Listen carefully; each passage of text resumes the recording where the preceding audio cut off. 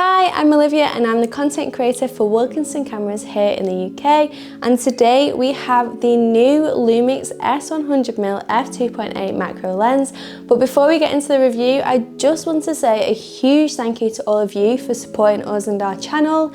We recently hit 5,000 subscribers over Christmas and the New Year, so we're massively grateful for that. Hopefully we can double it by the end of the year, so if you haven't already, then please do subscribe and hit the bell icon so you get to watch our latest YouTube videos as soon as they come out. Now, back to why you're here for this little guy. So let's start with some key features. Panasonic say this is the world's smallest and lightest design of this kind. How true this is, I'm not too sure, but the lens is weighing in at 300 grams, which is incredibly light for a macro lens. There's a 1:1 life-size magnification, which means it projects onto the image sensor an image of the object that is the same size as the object in real life. The closest focusing distance is 20.4 centimeters, which is actually quite impressive.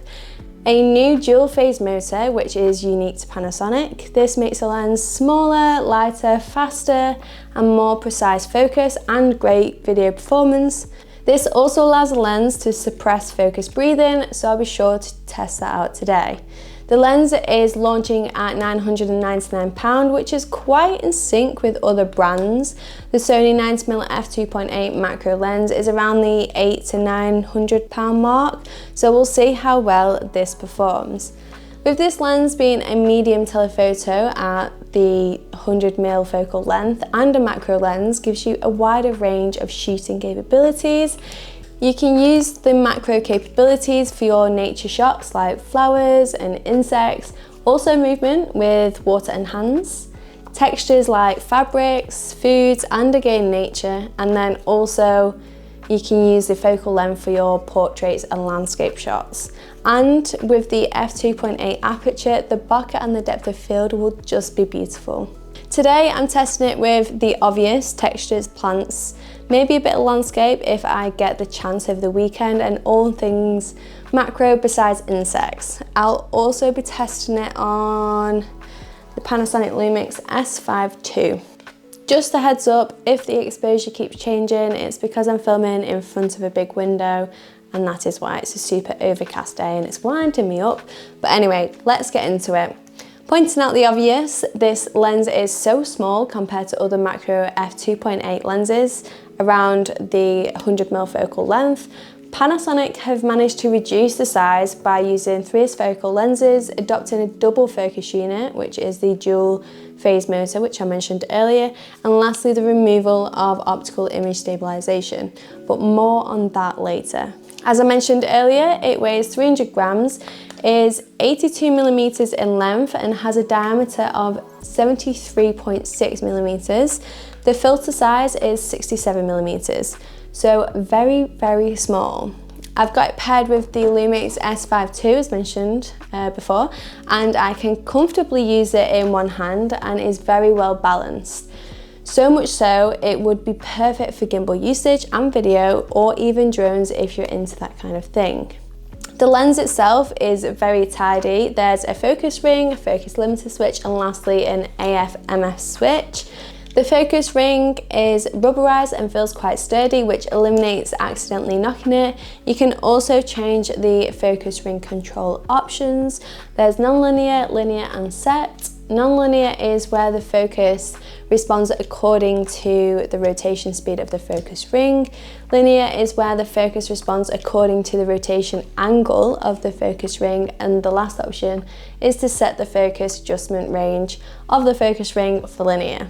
The lens also comes with a lens hood that is your standard bayonet mount, so just clicks like that.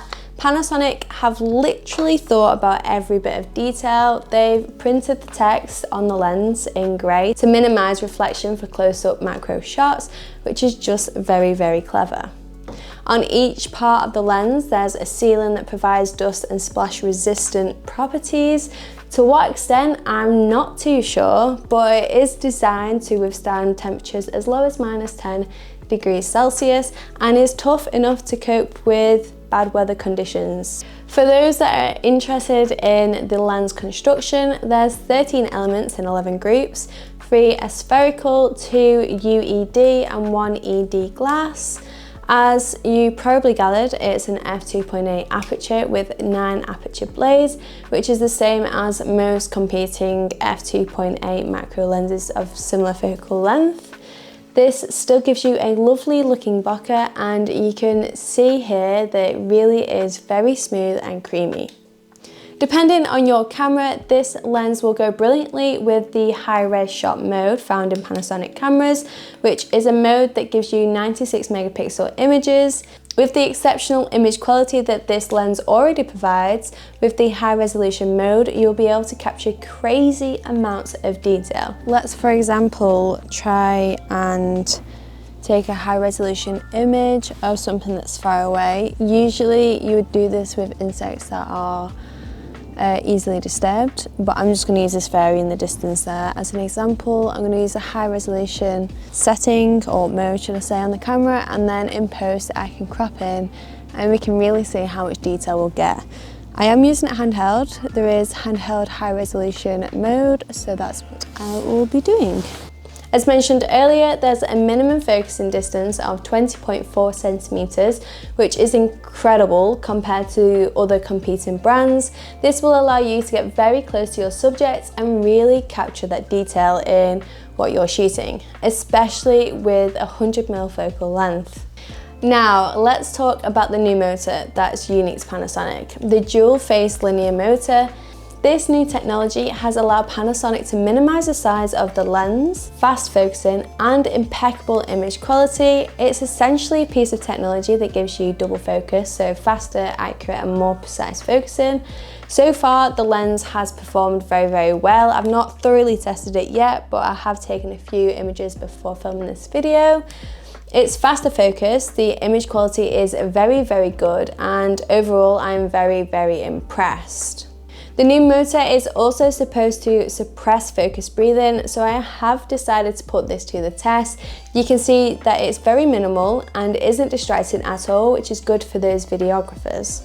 For video, the lens has been an absolute dream. It's light and well balanced, so when filming handheld, you can keep a very steady hand and a strong base. Like I mentioned earlier, you can easily mount the camera and lens on a gimbal and have absolutely no issues at all. Focusing in video has also been a dream. This 100mm f2.8 lens sits very nicely with the f1.8 S lineup, which consists of 6 lenses with this new one added. There's a unified size and center of gravity balance between all 6 lenses, which reduces time and effort required when changing lenses for video shooting, especially with gimbals or drones. So it will be incredibly handy for any creators or videographers that also own an 18, 24, 35, 50 and 85mm f1.8 lens, because there will be no issues in rebalancing or realigning a gimbal or drone when it comes to using the 100mm f2.8. A big factor to make this lens lighter and better balanced was by removing the OIS, which is the optical image stabilization.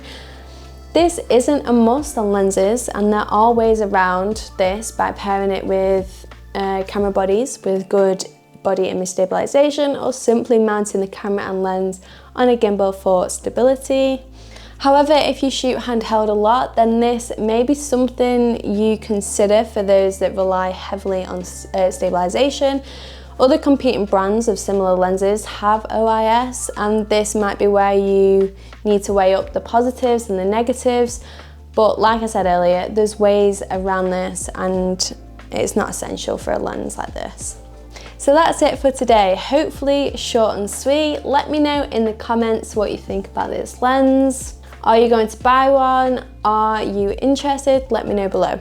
If you live in the UK and are local to any of our Wilkinson Cameras stores, then please do pay us a visit and have a closer look at the lens in store. I'll also pop a link below to our website where you can find more on the specifications of this lens. Please don't forget to like and comment any opinions or feedback below. Also, don't forget to subscribe if you haven't already. Our channel is forever growing and we want to keep it that way. Thanks again for watching, and hopefully I'll see you soon with another video.